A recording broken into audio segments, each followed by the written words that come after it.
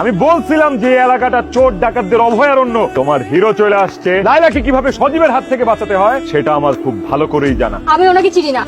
ভুল হয়ে গেছে ভাই, মাফ করে দেন। গামছাটা অন্তত দিয়ে দেন। খাওয়ানোর গন্ধ পাইয়া ফকির মিসকি আমি সালমানের বন্ধু। কোন দিক দিয়ে এই ফকিরে মনে হয় সালমানের বন্ধু? যে পথে সেই পথে যাও, সে নাকি তোমার বন্ধু? আমি আলভি, তোর বন্ধু। আরে আলভি, তোর অবস্থা কেন? যে জায়গায় বিয়ে শাদী করতেছস আইতে আইতে সব খুলে রেখে দিছে বেটা। প্যান্টটা আরে গামছাটা অনেক কষ্টে চায় মায়া অনুরোধ করে রাখ। তো স্যার, এসব ফকিরনি তোমার বন্ধু? দুলা ভাই, আলভি আমার অনেক ভালো বন্ধু, অনেক ভালো ফ্যামিলির ছেলে। ওর বাবা অনেক বড় বিজনেসম্যান। না জেনে কথা বলো না, তোমার সাথে এগুলো নিয়ে পরে কথা বলবো। তোর কি অবস্থা দোস্ত? এই বর্ষা আমার বন্ধু আলভি, ওর যে আমাদের গেস্ট রুমটা আছে না, ওইখানে নিয়ে যা। ওইখানে আমার অনেকগুলো পাঞ্জাবি রাখা আছে, তো যেটা পছন্দ হয় সেটা পরে নিস। এই আপনি আমাকে ফলো করতে করতে এখান পর্যন্ত চলে আসছেন? তুই আমারে ফলো করতে করতে এই পর্যন্ত চলে আসছো। আমার এত খারাপ দিন আসে নাই যে আমি আপনাকে ফলো করতে করতে এখানে আসবো। এই বাড়িতে কে থাকে তোর? এই রিসোর্টে আমার বান্ধবীর বিয়ে হবে। কে? আগে আপনি বলেন আপনার এখানে কি কাজ? আমি আমার বন্ধুর বিয়েতে আসছি। আমার বান্ধবী বোন না। দাঁড়ান, আমি সালমানের বলে এক্ষুনি আপনার বাসা থেকে বের করতেছি। এক্ষুনি ওর বাসা থেকে বের। তোকে আমি বলছি আমাদের স্ট্রাগল করতে করতে আসছি সারা রাস্তা। এই আমার স্ট্রাগলের রিজন। মামা, আমি কিভাবে ঢুকছিলাম মনে আছে? তোমার মতো একটা ভালো ছেলে এরকম একটা বন্ধুর সাথে মিশে। মুখ সামলে কথা কর। তুই ভুল বুঝতেছিস। আলবি ভাই অনেক ভালো মানুষ, শুধুমাত্র তোর বিয়ে দেখে আমি এখানে আছি, না আমি কখন চলে যাই। Career relax. তুই এত উত্তেজিত কেন হচ্ছিস? হবো না কেন? উনি আমার সাথে কি বিহেভিয়ার করছে তুই দেখছিস সেটা? তোকে আবারও বলতেছি, এই আলবিকে তোদের জীবন থেকে বিদায় কর, নাহলে তোদের সংসার হবে না। দেখি সংসার আমি সালমানের সাথে করব, আলবির সাথে না। আলবির এখানে থাকা না থাকায় কি আসে যায়?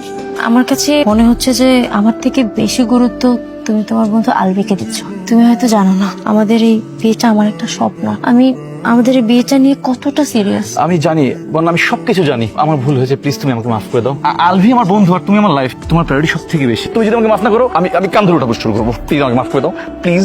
থামো, লজ্জা লাগছে না? বলো তুমি আমাকে মাফ করো। আচ্ছা বাবা থামো, ড্রামাবাজ একটা। যদি আমার কান ধরতে হতো পুরো মানুষের সামনে বিয়ে বাড়িতে, তাও আমি করতাম, যদি তুমি আমাকে মাফ না করতা। মাফ তো করছো না? করেছি, আমি তোমাকে মাফ করেছি। পারিয়া, তো সমস্যা কি বলতো? আমি আজকে বলতে বাধ্য হচ্ছি, তুই যেদিন থেকে আসছিস সেদিন থেকে একটার পর একটা ঝামেলা লাগেই আছে। আমার মনে হচ্ছে তুই একটা কুফা নিয়ে আসিস আমার বিয়েতে। তুই আসার পর থেকে প্রত্যেকটা বিষয় নাক গলাইতেছিস, এমন বিষয় নাক গলাচ্ছিস যেখানে মুরব্বীরা কাজ করবে। আমার কাবিন থেকে শুরু করে হাত ধোয়া, পা ধোয়া, জুতা চুরি সবকিছুতে তোর ইন্টারফেয়ার করতে হবে। কেন ভাই? তোরে কি আমি এগুলো তদারকি করার জন্য আনছি? তুই গেস্ট হিসেবে আসছিস, থাকবি। তুই কি চাচ্ছিস না আমার বিয়েটা হোক? তুই ভালো করে জানিস যে আমার মা নাই, বাবা নাই, আমি ধরতে গেলে একটা এতিম। আমার আব্বু আম্মু কেউ আমার সাথে নাই আমার বিয়ের মতো একটা মুহূর্তে। তুই আমাকে নিজের মতো করে, নিজের বোনের মতো করে কন্যা সম্প্রদান করে দিবি, তা না তুই আমার বিয়ে ভাঙা নিয়ে ব্যস্ত।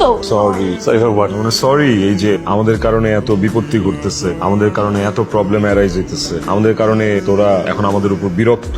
আমি এটা ফিল করতে পারছি, এই জন্য সরি। অ্যাটলিস্ট একজন বুঝতে পারলো যে সে ঝামেলাটা করছে। এখন থেকে তুই যেটা বলবি সেটাই হবে। আমরা কোনো ঝগড়াঝাটি কিছু করবো না, তুই প্যারাই নিস না। আমরা দুজন মিলে তোদের বিয়ে আরো ধুমধাম করে করবো। মাফ চাই, কোনো দরকার নেই। হ্যাঁ তুই ঠিকই বলছিস, এখন থেকে আমার বিয়েতে আমি যেটা বলবো সেটাই হবে। আর আমি বলতেছি তুই আমার বিয়েতে থাকতে পারবি না। আমরা সবাই মিলে সিদ্ধান্ত নিছি তুই আমার বিয়েতে থাকতে পারবি। যদিও তুই আমার বান্ধবী, তবে কথাগুলো তিতা হলো সত্য। কি বলতেছেন আপনার নিজের বান্ধবী? কত দূর থেকে, কত চড়াই উতরাই পার করে এই জায়গায় আসে শুধুমাত্র আপনার বিয়েতে অ্যাটেন্ড করার জন্য।